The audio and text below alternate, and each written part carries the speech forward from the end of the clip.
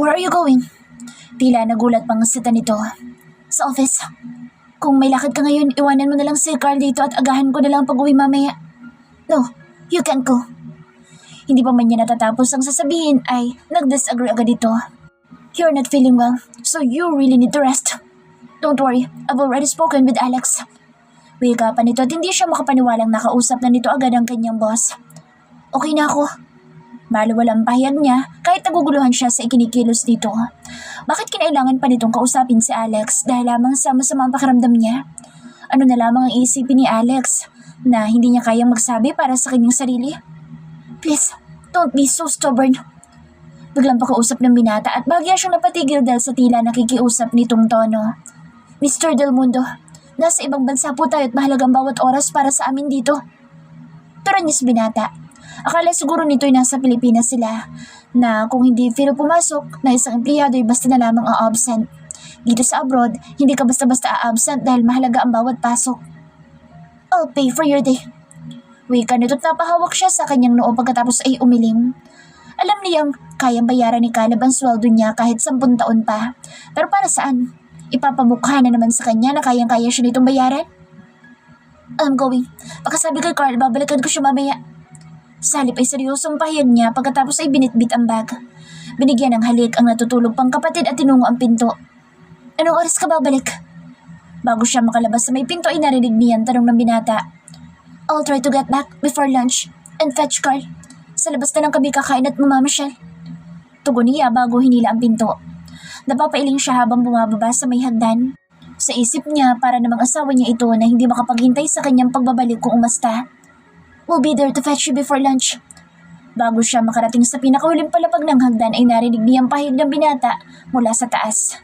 Nang tingnan niya ito ay nakadungaw sa may railings habang pinapanood ang kanyang pagbaba. Inasaglit din siyang nakipagtitigan dito bago siya nagkibit balikat at ipinagpatuloy ang paghakbang pababa. Whatever. Wika niya habang pinapaikot ang kanyang mga mata. Kung may kipagtalo pa siya dito ay baka maliit lamang siya. Knowing Caleb, walang makapipigil dito kung anong gusto nitong gawin. Malas lang niya dahil hindi siya kasali sa mga gusto nito sa buhay. Pakaalam ba niya? Kaya naman niyang gawin iyon. It's a tie. Be careful. See you later. Narinig pa niyang tura ng binata ngunit hindi na niya ito nilingon. Bagkus ay binuksan ang bay door at tuloy-tuloy na siyang lumabas upang mag-antay ng taxi sa tabi ng kalsada. Pagsakay niya ng taxi ay tinawagan niya sa Alex upang ipaalam na mag-half day siya ngayon upang mag-bonding sila ng bunsong kapatid. Kahit siyang itinalaga nitong caretaker sa opisina ay ipapaalam pa rin niya ang lahat ng kaganapan lalo na't pinagkakatiwalaan siya nito. Kumusta ng pakiramdam mo, dear? Hope you're feeling better now. Just take a rest muna, okay? Malambing na bungad ni Alex nang sagutin nito ang kanyang tawag. No, okay naman ako sa awa ng Panginoon. Papunta na ako sa office right now. Turan niya at nagulat ito. Bakit? Tumawag si Caleb sa akin, masama daw ang pakiramdam mo. Kaya ko naman na. Tumawag lang ako para ipaalam sa iyo na mag-half day ako ngayon. Nandito ang bunso kong kapatid at gusto ko sana ipasyal kahit saglit. Pagpapaalam niya dito. Oo nga daw. Sure, magbanding kayong tatlo. I won't mind. Pagpayag ni Alex at sobra siyang natuwa. Thank you, boss. You're the best talaga. Saan niya't narinig niya mahinang pagtawa dito? Oo na. Thank you for being there when I'm home. Congratulations nga pala. I heard a little baby coming out so soon. Masayang bati ni Alex at nagulat siya kung bakit nalaman itong buntis siya. Huh? Bakit alam mo? Hindi makapaniwalang wika niya dito. Balak pa lang niya kasing sabihin pagbalik nito at kung maaari makiusap siyang magstay sa work kahit nagdadalang tao siya. Connections, dear. Basta, ingatan mo yan ha? Si Alex at natuwa na lamang siya dito. Oo nga, bakit hindi niya naisip na may impluensya ang boss niya at kunting galaw lang ng mga tauhan nito ay malalaman nito agad-agad? I will. Thank you. Enjoy your vacation at home. I love it, dear. Take care. Likewise, boss. I'm off now. I'm about to head down. Bye. Pasiglang paalam niya kay Alex bago pinindot ang end button ng tawag dahil pa-stop na sa harap ng opisina ang sinakyan niyang taxi. Bago bumabay, binigay niya ang kanyang pamasahe at magalang na nagpasalamat sa taxi driver. Pagbaba niya ay diretso niyang tinungo ang entrance ng building na opisina at gaya ng dati ay siya pa rin ang pinakaunang pumasok, maliban sa mga cleaners. Nag-retouch siya saglit ng makeup, nagsuklay, pagkatapos ay hinarap na agad ang mga naiwan trabaho niya kahapon dahil hindi siya nakapag-overtime. Saktong matapos niya mga ito ng isa-isang nagsidatingan ng mga kasama at dumagsa din ng mga documents sa kanyang mesa. Sari-sari mga papeles tulad ng plans, report, request at business proposals galing sa iba't ibang companies. Sa lahat ng mga ito ay kanyang pinag-aaralang mabuti hanggang hindi niya namalayan ng oras. Naalimpungatan lamang siya sa ginagawa ng tumunog ang kanyang cellphone na nasa loob ng kanyang bag. Dahil bihira lamang na may tumawag sa kanya during office hours, ay hindi na niya inilalabas ito hanggang uwian. Malamang ay si Alex ito sapagkat ito lamang naman ang madalas niyang caller sa mga ganitong oras. Mabilis naman niyang kinuha ang cellphone at sinagot. Baka may nakalimutang sabihin ng boss niya kanina. Yes, boss? Bungad niyang bati pagpindot niya sa green button. What time are you coming out?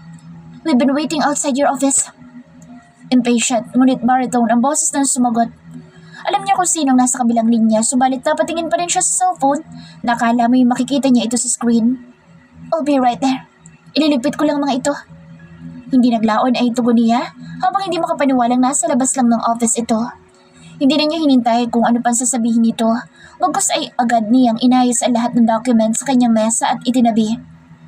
Nang masigurong maayos na ang iiwan ng mesa, ay bigla naman niyang naisipang mag-retouch ng madalian. Pagkatapos ay lumabas sa pinaka-opisina nila ni Alex. Agad naman niyang nasulyapan sina Caleb at Carl na noon ay naghihintay sa visitors area ng buong opisina. Mommy! Agad tumayo si Carl at sinalubong siya ng yakap habang papalapit sa kinaroroonan ng mga ito. Kala ko'y nakalimutan mo na kami ni Kuya Caleb. Malambing na tura ni Carl at pinisil niya ang ilong nito. May tinapos lang ako report. Pwede ba namang makalimutan kita? Sweet niyang pahayag dito. Mamasyal tayo? Hirit ng kapatid at tumango siya dito. Oo naman, kaya nga mag-half day ako para makapag-bonding tayo. Ano tayo na? Masiglang wika niya sa kapatid at masayang tumango-tango ito. Hinawakan niya ang kamay ng kapatid upang akayin na itong lumabas. Kuya Caleb, tara na po. Baling dito sa binata na noon ay nakatayo na tinihintay lang din ang hudyat na sila'y palabas na. Hindi man niya ito kinausap ay bahagya naman niyang iniyuko ang ulo para i-recognize ang presensya nito. I'll hold your back. Wika nito nang tumabito sa kanya habang naglalakad. Sa hindi niya malamang kadahilanan ay tiningnan niya ito sa muka at tumaas ang dalawang kilay nito nang magsalubong ang kanilang mga mata. No thanks, magaan lang naman ito. Saan niya sabay tingin sa bitbit niyang bag. Ngunit kinuha pa rin ito mula sa kanyang kamay at nagkibit lamang ito. Tumingin ulit siya sa mukha nito pagkatapos ay nilakhan ang hakbang upang buksan ang glass door at nanatiling nakahawak sa may pintuan hanggat hindi sila nakakalabas ni Carl. Ang gentleman naman ni Kuya Caleb at ang pogi-pogi pa. Di ba, Mommy? Hirit ni Carl at nagulat siya dahil yunugyug pa nito ang kanyang kamay for confirmation. Ah, oo naman. Hindi niya alam kung napilitan lamang niyang sagutin ang kadaldalan ng kapatid. Pero in fairness naman, kahit hindi niya sang-ayunan si Carl, talaga namang magandang lalaki ang binata. Kahit napakaseryoso at mukhang suplado. Bago sila tumuloy sa pamamasyal ay dumaan muna sila sa isang sikat na Australian fine dining upang kumain. Dahil ramdam na rin niya ang pagkagutom ay hinayaan na lamang niya si Caleb na pumili ng kanilang kakainin. Ganoon din ang mga in-order nitong pagkain. Naupo na lamang siya at in-entertain ang napakaraming katanungan ni Carl tungkol sa lugar. Hindi naglaon ay dumating ang mga pagkain at nagulat siya dahil may ibang pagkain na in-order ang binata para sa kanya. Here's a special pumpkin soup just for you. It will keep you warm and help you stay healthy. Wika ng binata kasabay ng paglapag nito na isang bowl ng sopas sa kanyang harapan. Salamat. Tugon niya kahit na may konting pag-atubili sa pagiging thoughtful nito. Nagugutom na talaga siya kung kaya't sinantabi muna niya ang pagiging distant niya sa binata. Isa pa, nakakatakam ang mga pagkaing in-order nito. Minabuti niyang enjoyin ang pagkain, ganoon din ang simpleng pagsasalbi nito sa kanya.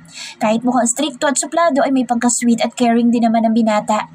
Since ilang araw lang ang ilalagay nito sa Australia ay i-feel na lang niya ang concern at pag-aalagang ipinapakita nito sa kanya. Wala naman sigurong masama dahil ama din naman ito ng kanyang dinadala.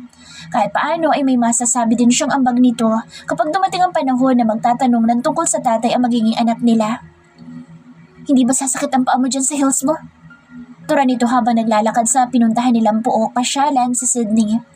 Kanina pa pala sila palakad-lakad sapagkat sobrang naaliw si Carl sa mga nakikita at nakasunod lang din siya sa kapatid. Okay lang, sanay naman ako naka-heels maghapon sa opisina. Tugon niya dito kahit ramdam na niya ang tila pangangawit ng paa. Maupo ka na lang muna dyan sa may bench. Ako rin susunod kay Carl. Pahayag nito na tila hindi kumbinsido sa kanyang sinabi.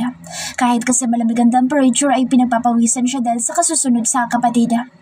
Hindi niya namalayang hindi lang ito ang kanyang kamay at pinaupo siya sa mga benches sa may gilid. Dinukot ang panyo sa sariling bulsa at ibinigay sa kanya.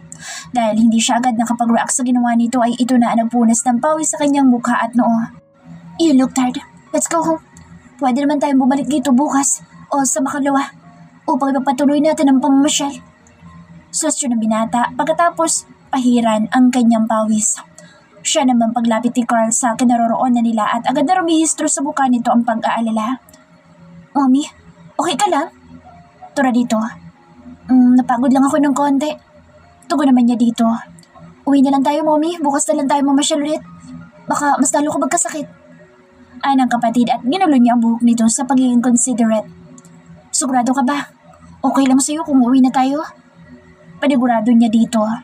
Nasa peak ang excitement ng kapatid sa pamamasyal at ayaw naman niyang madisappoint ito. Swear, okay lang po sa akin basta hindi ka magkakasakit. Inosenteng wika ng kapatid at hindi niya napigilan ang matawa nang itaas nito ang isang kamay. Nag-decide na nga silang umuwi at hindi naglaon ay nakasakay na sila ng taxi pabalik sa bahay ni Alex. Take a rest before you go to the washroom. Paalala ng binata na magpaalam siyang mauna sa loob ng kwarto.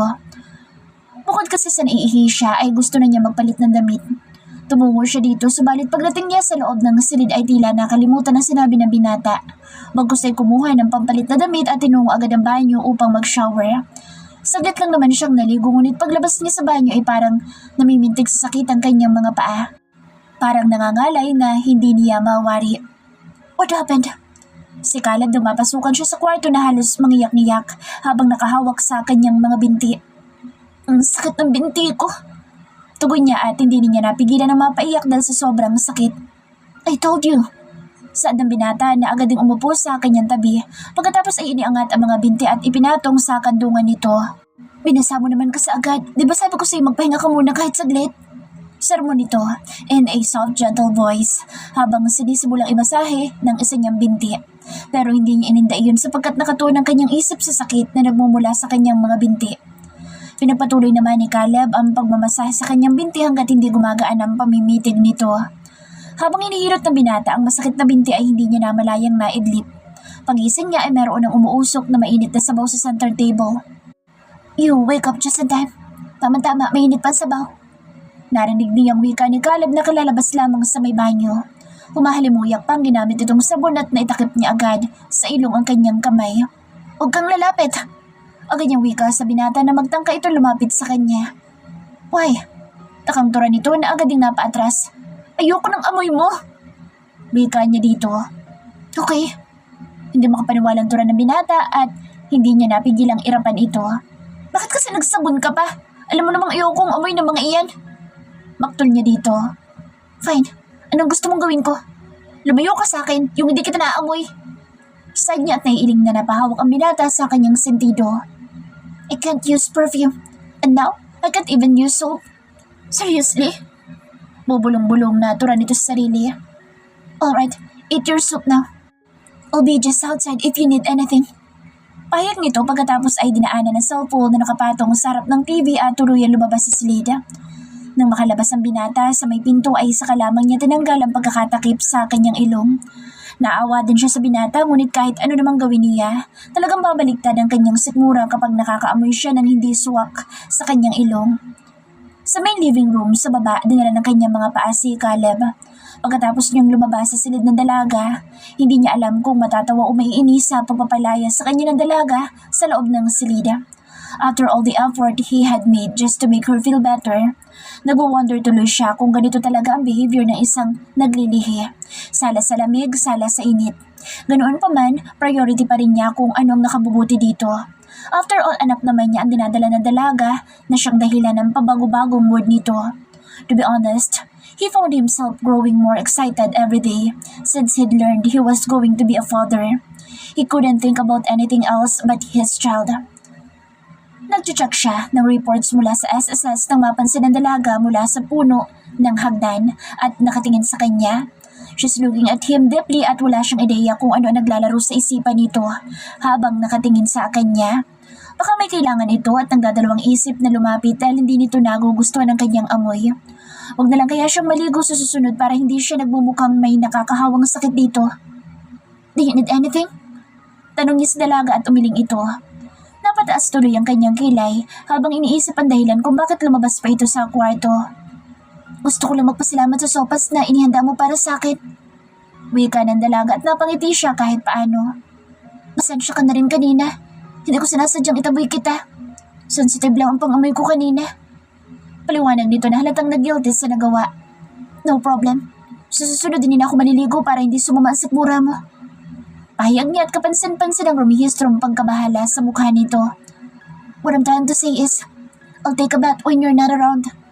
Saad niya, kung kaya't unti-unti itong nagpalatak ng tawa.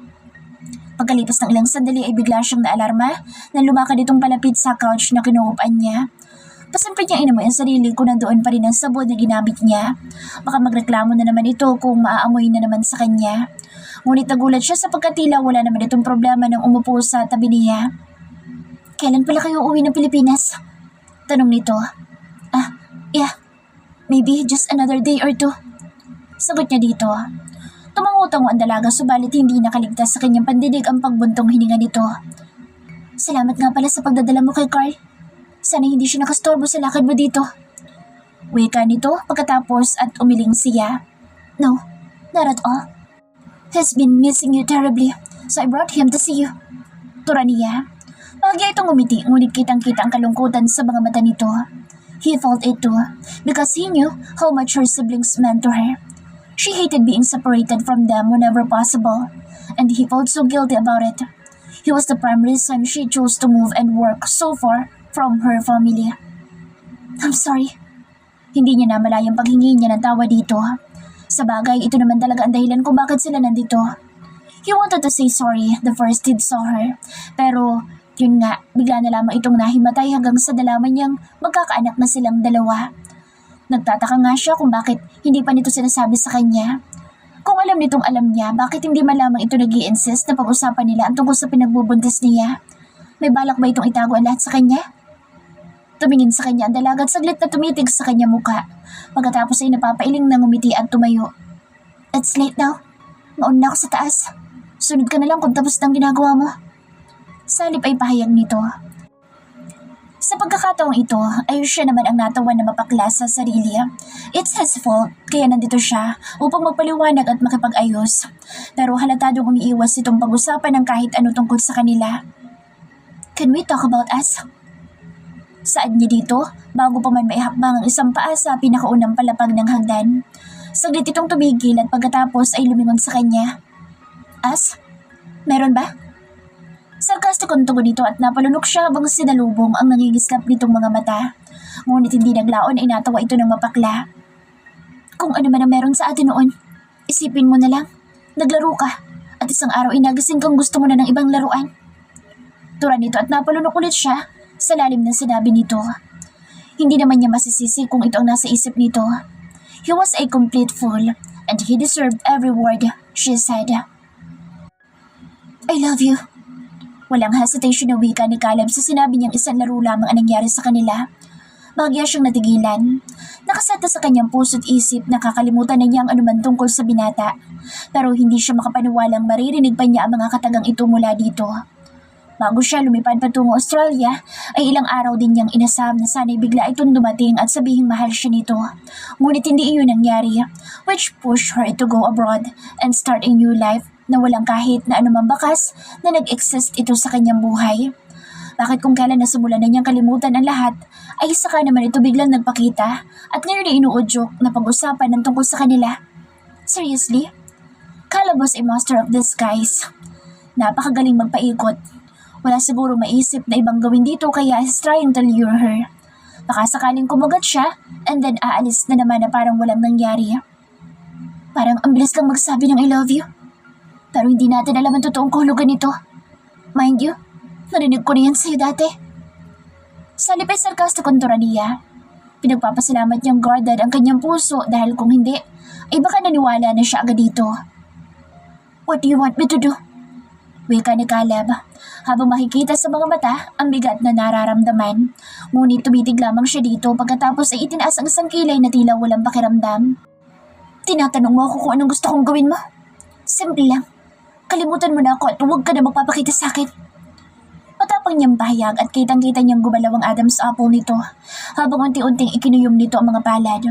Pero wala siyang pakialam at ano naman sa kanya kung magalit ito na tila gustong manakit. Wala pa rin masasakit sa pag-aakalang kayo pa pero hindi na pala. Ang isiping okay na kayo pero yun na pala ang huli ninyong pagkikita. Is this what I get after everything I did just to be here? Wika ng binata habang nangingislap ang mga mata. Hindi niya alam kung puot o nagbabadyang mga pagbagsak ng luha ang dahilan ng pangingislap ng mga mata nito. Napalunok siya ngunit hindi dapat pinapanaig ang malambot niyang puso sa lalaking ito. Nobody asked you to come. I don't need you either. Tagas niyang tugon at napatitig ng mariin sa kanya ang binata. Parang hindi ito makapaniwala sa mga lumalabas sa bibig niya. Sure. Since when did I felt that you need me? Mas gusto mo pa nga lumapit sa ibang tao kasi sa akin na parang wala akong silbi at wala akong kakayang ibigay ang mga kailangan mo. May hinanakit na tura ng binata.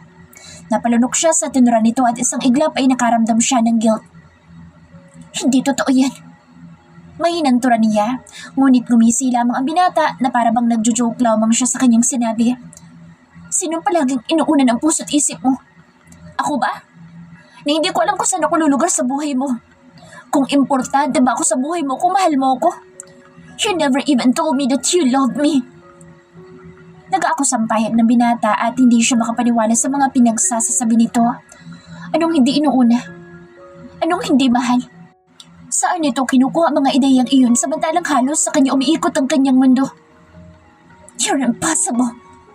Nailing niyang tugon dito. Yeah. When I urgently took over my dad's post, I pictured you being there with me, even though I wasn't sure if you wanted to come. I was so excited to go home because I missed you. I went straight to your house, expecting you to be there like always, but you weren't. I thought I was just early and waited, figuring you were stuck in traffic. But instead of you arriving, someone sent me photos of you and Evan, dating, enjoying coffee, smiling like you were living your old days. Mahabang payag nito habang binabalikan sa isip ang mga nangyari. Hindi kami nag-date. Nagkataong pareho kami dumalo sa event and then pag-uwi, he offered me a lift. Napakaraming sasakyan sa venue at matraffic so I decided to go with him without malice. For pity's sake, Evan and I are just friends. Nag-stuck man kami but we did not talk anything about our past. Frustrated niyang payag.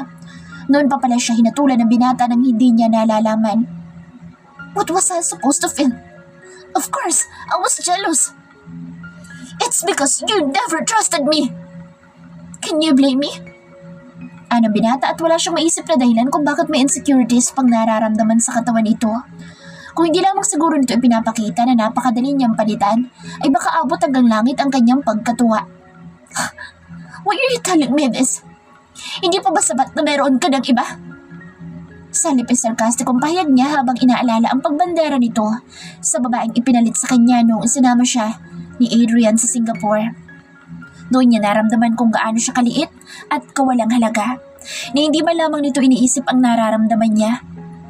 Is that what you think of me? Anang binata habang may bakas ng hinanakit ang tono.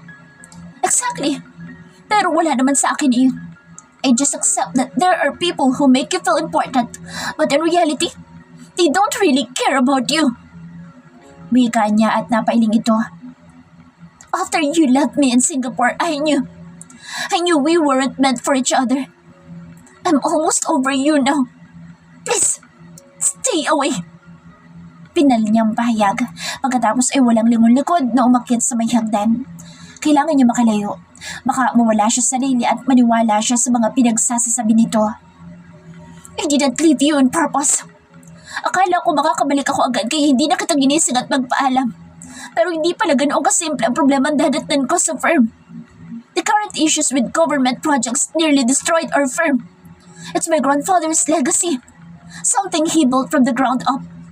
And I feel a huge responsibility to protect it. Pahabol ng binata habang nasa kalagitnaan siya ng hagdan. Ayaw na sana niyang pansinin pero bigla na lamang na huminto ang kanyang mga paa at inis na humarap dito. Mia, Niho, anong gamit ang cellphone mo? Kung pwede lang ay bababa siya ulit upang bigwasan sa sobrang nonchalant dito. May ganoon palang nangyari, hindi man lang nag-effort na mag-dial ng telepono. I'm so sorry. It was my mistake. I don't know if it's some kind of issue I have, but when I get focused on something, I struggle to concentrate on anything else. Makatotohanang paliwanag nito at napakunot siya ng noo habang tinatanong sa sarili kung may ganoong klase ng tao. Oh, di doon ka mag-concentrate sa gusto mo. Bigla ay inis niyang turan dito. Sa kakafocus dito sa ibang bagay, hindi talaga siya sasagi sa isip nito. Parang hindi naman yun maganda. I'm trying to fix it, but I can't focus at all. My heart and mind are desperately longing for you. Sad dito at muntikan siyang ma-out of balance mula sa pagkakatayo. Mabuti na lamang at agad siyang nakakapit sa may railings. Walang kasing bilis naman tinakbo na binatang ilang palapag ng hagdan upang siya'y alalayan. Careful! Nag-aalalang tura nito, sabay hawak sa kanyang kamay. Okay lang ako. May pagkamatari niyang saad sabay bawi sa kamay niyang hawak nito, kahit deep inside ay sobrang nervous niya na dahil sa posibleng mangyari kung tuluyan siyang gumulong pababa. Tinalikuran niya ito upang ipagpatuloy ang pag-akyat ngunit halos malaglag ang kanyang puso nang bigla siyang umangat sa ere. Only to find out na buhat-buhat siya ng binata habang paakyat sa taas hanggang sa kanyang kwarto. Kahit napakangganda ni Kaylin ang mga paliwanag ni Caleb ay may pagdadalawang isip pa din siya kung tatanggapin niya ulit ito. Mukha namang sincero ang binata sa kanyang mga sinabi ngunit hindi pa rin matanggal sa kanyang isip ang napagdaan ng sakit at pagkalungkot. Mahal pa rin niya ang binata ngunit hindi naman ganoon kadaling basta na lamang tatanggapin niya ito na parang walang nangyari. Ganoon naman talaga yata kapag nasaktan. It takes time to heal, ika nga nila. Ang importante naman ay nawala ang mabigat na pinapasan sa dibdib at nakakausap na niya ito nang walang pagngingit-ngit. Kung kailan babalik iyong dati nilang pagtitinginan ay hindi pa niya alam. Lalo't ilang araw na lamang iaalis na ulit ito sa kanyang tabi dahil kailangan itong bumalik ng Pilipinas. Sa mga nalalabing araw na nandoon ang binata sa kanyang tabi, ay ramdam naman niya ang pagpapakita ng senserong pagmamahal sa pamamagitan ng pag-aalaga sa kanilang magkapatid. Pinagluto sila ng masarap na pagkain at napaka-attentive sa kanyang mga kailangan at maging sa kanyang mga nararamdaman. Pagkatapos nilang gumala ay minamasahin nito ang kanyang binti kahit pagod din ito sa pamamasyal. Hindi na rin ito gumagamit ng pabango at sinisiguro nitong wala siya sa paligid bago pumasok sa banyo at maligo. Sa ilang araw na nandoon ito ay tila nakasanayan na niya ang mga ginagawa nito. Kaya naman labis siyang nalungkot pagdating ng araw ng pag-uwi ng mga ito. Yung mga bilin ko sa'yo ha, ayusin mo sarili mo. Huwag malukot sa biyahe. Halos mangiyak-ngiyak na paalam ni Kaylin sa bunsong kapatid. Inihatid niya ang mga ito sa airport pabalik sa Pilipinas at halos hindi niya maitago ang sobrang bigat ng kanyang nararamdaman. Opo, Mommy. Pag-iingat ka din lagi dito. Mamimiss ka namin. Sagot ni Carl habang nakaugat sa buka ang pagkalungkot. Bilisan niya ang pisngi ng kapatid at pagkatapos ay ginulo ang buhok nito. Mamimiss din kita. Lagi mong isipin na mahal ka ni ate ha? Sad niya sa kapatid. Pagkatapos ay niyakap niya ng mahigpit upang hindi nito makita ang bagsak ng kanyang mga luha. Hayaan mo kapag nakaipon si ate, magkakasama din tayo. Mayami ay masiglang wika niya dito. Ayaw niyang maramdaman ni Carl na sobra siyang nalulungkot at baka mag-alala lamang ang kapatid. Talaga, Mommy? Uuwi ka din sa bahay natin? Si Carl na agad sumigla ang mukha nito. Oo naman. Saan pa ba ako uuwi kundi sa bahay natin? Turan niya din dito. Sana, Mommy, makakauwi ka kaagad. Hirit ni Carl at nakangiting ginulo ulit niya ang buhok ng kapatida. Kung pwede nga sanang makasabay na siya sa mga ito pag-uwi. Pero iniisip niya ang kapakanan ng mga kapatida. Gusto niyang ibigay ang pinaka-the best sa mga ito. Yung tipong mag-aaral lamang ang gagawin at hindi iniisip kung saan kukunin ni ate ang iba nilang gastusin. Ito ang gagawin niyang motibasyon upang tiisin ang labis na pangungulila. Salamat. Ikaw na bahala kay Carl sa biyahe. Wika niya sa binata. 2 minuto bago papasok ang mga ito sa boarding area. Sinadya talaga niyang kausapin ng last minute upang ilang saglit lamang niya ito makakaharap. Kung gaano kasi siya nalulungkot sa pag-uwi ni Carl, ay mas doble pa ang nararamdaman niya lungkot sa pag-alis ng binata. Wala pa namang linaw o muli nilang pagkakamabutihan pero parang dito na naman magwawakas ang lahat. Sa isiping iyon ay halos manghina ang kanyang tuhod. Parang dito na naman ulit siya mabobroken hearted. At sa halo-halong nararamdaman ay napagtanto niyang mas mabigat pala sa dibdib na makikita mong umalis ang isang tao kaysa basta na lamang hindi nagpaparamdam o nagpapakita.